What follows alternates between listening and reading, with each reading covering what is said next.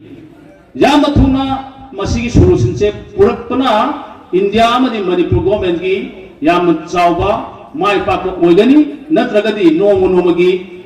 India government सु मखोगी mixer मखोगी image फजरवय Manipur government सु image फजरवय मरम मदुना याम थुना लोसनि मखै इंडिया गवर्नमेंट अमदि स्टेट गवर्नमेंट की अतोपा लेबाक सिंग द थोकिबा मूवमेंट नत्रगा इहोवदुदी बायोलॉजिकल ओइबा हाइबदी नुपीगा नुपागा राइट माना हनगदबनी नुपा सिंगा पुंग असुक थबक सु मतमदा नुपीना पुंग असुक थबक सुगदबनी हाइबना सिंगबा राइट का मरी लेनाबा नुपीगा नुपागा राइट माना हलु हाइबना सिंगबगी अदुगुंबा मूवमेंट सिंग अदुगा ब्रिटिश की मखादा मणिपुरना लेरिंगी मतंदा 1904 अमदी 1939 की अनिसुबा अमदी अहानबा अमदी अनिसुब लुपी लान हाइदुना ngasi ऑब्जर्व तोइबसे मसीदी अदुगुंबा तोंगान तोंगानबा इंडिया अमदी इंडिया की मपानदा पृथ्वी मालेम की मफम सिंगदा थोकिबा मूवमेंट अदुगा सुमान मानदबा हाइबदी मणिपुर थोकिबा अनि अहानबा अमदी अनिसुब लुपी लान अदो अदुदी इडियोलॉजिकल मूवमेंट हाइबदी ब्रिटिश की मखा ओना हिंगदबगी सरू अखोई निंगदमना हिंगदबनी हाइबगी इमा सिंगदगी ओइबा अदुगुंबा लानी अदुना अतोप कंट्री सिंग थोकिबा लान अदुना बायोलॉजिकल मूवमेंट अदुगा मणिपुर थोकिबा अहानबा अमदी अनिसुब नुपी लान अदुना इडियोलॉजिकल वार अनिगी खेनबसी नुपीलान हायरकपदा अखोईगी लुचिंग पोलेट ओबिरंबा लाई ओइख्रबा जनरेता इराबो निंसिंगदबा यारोय महांगना लारोमखि कावरब्रा नुमित असि लाकनी हायबा सम पुंसिलु देवी डिसेंबर 12 अमा हौख्रे डिसेंबर 12 अमा लाए डिसेंबर 12 अमुक लाकनी अखोईगी इमासिंग मतम पुनमक्ता सेम सादुना लैगदबनि हायबसी महात्मा पिरंबा महात्मा हायरंबा अदुगुंबा पाउजेलमन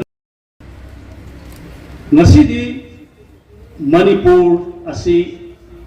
मर्जर एग्रीमेंट अमगी मखादा इंडिया की मखादा इंडिया की स्टेट अमा होइना लेरे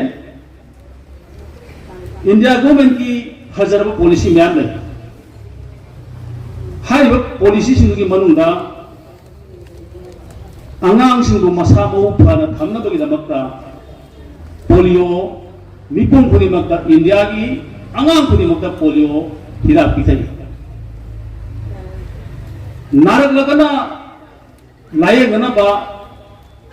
अतोप स्टेट दसु अदुगा मणिपुर दसु सीएम की कार्ड अदुगा प्राइम मिनिस्टर की हेल्थ कार्ड इशू तौरगा लायगिरी free the right to education act की मखादा अंगांग सिंगदा पैसा तिंगदना अंगांग सिंग लाइक तंबिरी अदुगा चेंग अखोई युम युमदा प्राइम मिनिस्टर मोदी की मखादा इंस्ट्रक्शन पिरक्तना हौजिक हौजिक युम युमदा फ्रीदा था अमदा चेंग केजी 15 कुंथ्रा फ्रीदा पैसा अमदा लौदना पीरगा चाक पिजरी अदुगा मे की तांग कुलगा मे 2023 की मे की तांग अहुमदगी हौरगा जगुरादोर की थौदो बाय खंगरिबा 11 डिसेंबर 11/11/2024 मणिपुर की इतिहास कावबो ngमरोइदबा नवंबर की तांग 12 2024 हायना खंगरगदबा हायबदी तमथीबा मिहा अहानबदा नुपा अहल अनि हाथखिबा अनि सुबदा angang ahum ga loina ba kogi nupi ahum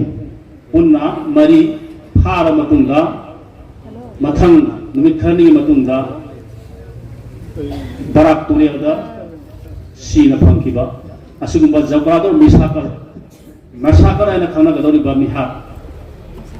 asigumba si ngasagi polio hidak pithaga yokiba free da sem pijaraga yokiba hel card piraga haksang nadana ba layeng kiba punamaktugi mahai oina sawrak lagana terrorist sinaraga happy base asi india ka policy na si ekoi question oina hangada bani housing ma ngasi bogi manungda May 3rd May gi 23 gi issue asidagi problem asidagi nioi chani ga hena chani gi mathaka siraga mission chani gi mathaka sigrabani Maliam gi lemai sidagi prithvi gi British da numita de heramba adugumba British samrajya do bu challenge okiba matamdugi ima singh ahalaman singh hero singh duna British po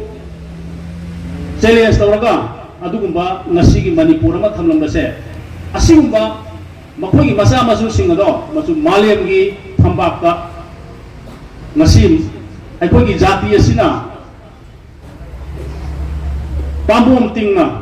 thawna phana lanthenaraga tonga ba issue mayamda aikoi India ki represent tawraga sports da oigera art and culture da oigera aduga tonga ba hiram kudimakta aikoi jati ase masi prithvi na masak khangba adugumba jati amo oi masibu yengma ngamdabadagi asigumba Maitai society asibo namthanabagi damakta Maliamda leiriba mipung pudimakta aikoi Indiana sanaiba policy ase masi tamna khanglaktuna asigumba Manipur da chathariba lan ase masi tamna ngasidi asum mana karino ara mana karino habado Maliam amadi India ki tonga state sina su khangba horatuna ngasi aikoi gi community asina lande haibadu tamna uragli